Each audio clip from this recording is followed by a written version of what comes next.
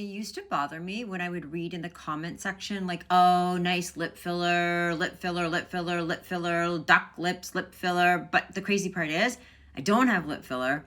It's this stuff, and it is called Duck Plump. It's called Duck Plump. So I started with the shade Nude Swings. I'll swatch that for you. And now I'm trying Lilac. I'm going to buy them all because they're deliciously good. Look at the lips.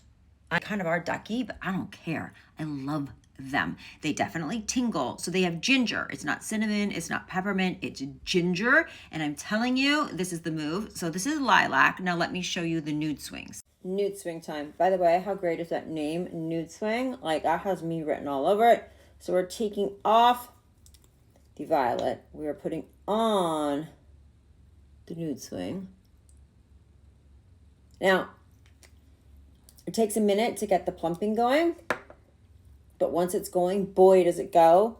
How gorgeous is this one? So this is Nude Swings. The other one was the Lilac. I'm going to buy them all. I'm telling you, I'm buying them all.